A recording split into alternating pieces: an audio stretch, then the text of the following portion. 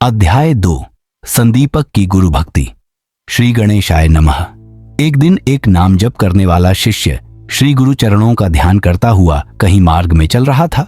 थकान के कारण वह एक वृक्ष के नीचे विश्राम करने लगा।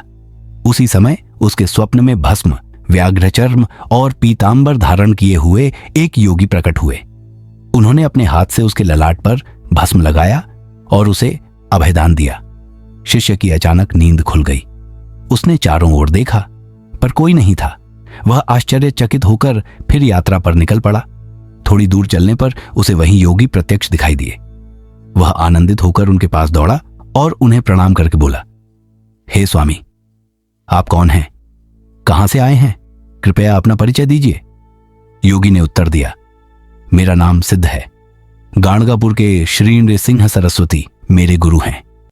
नामधारी बोला, मैं भी नित्य श्री गुरु का ध्यान करता हूं, फिर भी मेरे जीवन में इतनी कठिनाइयां क्यों हैं?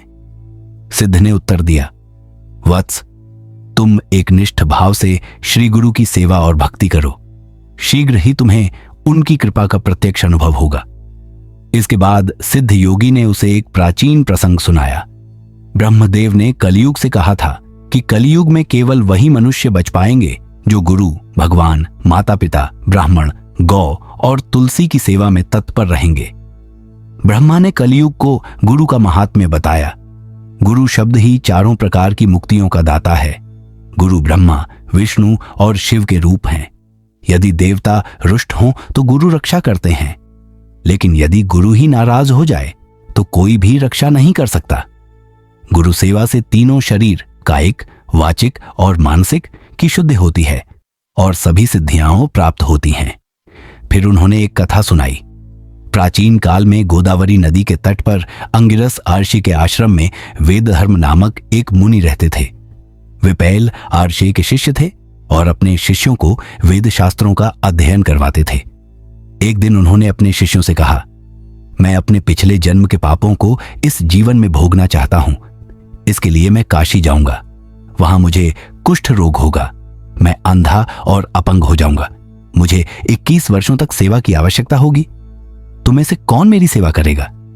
उनकी बात सुनकर एक शिष्य संदीपक आगे आया और बोला, गुरुदेव, मैं आपकी सेवा करूंगा। यदि आप अनुमति दें तो आपके समस्त पापों को मैं अपने ऊपर ले लूं। वेद धर्म अत्यंत प्रसन्न हुए। कुछ समय बाद वे काशी पहुंचे। वे कुष्ठ रोगी हो गए और उनका स्वभाव क्रूर, कठोर, चिड़चिड़ा हो गया। लेकिन संदीपक ने सेवा में कभी कमी नहीं की। वह सभी पीड़ा सहता रहा। एक दिन भगवान विश्वनाथ ने प्रसन्न होकर उसे दर्शन दिए और वर मांगने को कहा, लेकिन संदीपक ने कुछ नहीं मांगा। फिर भगवान विष्णु ने दर्शन देकर वर मांगने को कहा। तब संदीपक ने केवल इतना कहा, मेरी गुरु भक्ति और भी दृढ़ हो जाए। विष्णु जी उसकी भक्ति से अत्यंत प्रसन्न हुए। यह बात वेद धर्म को झांत हुई तो उन्होंने वरदान दिया, वत्स, तू काशी में चिरकाल तक वास करेगा। तेरे स्मरण से लोगों का दुख और दैन्य दूर हो जाएगा। वास्तव में वेद धर्म ने अपने शिष्य की परीक्षा लेने के लिए ही कुरूपता धारण की थी। अंत में वे दिव्य रूप में प्रकट हुए और अपने शिष्य के साथ काशी में रहने लगे, लोक कल्याण के लिए। सिद्ध बोले, नामधारी, गुरु का महात्म्य समझो और उनकी निष्ठा से सेवा करो।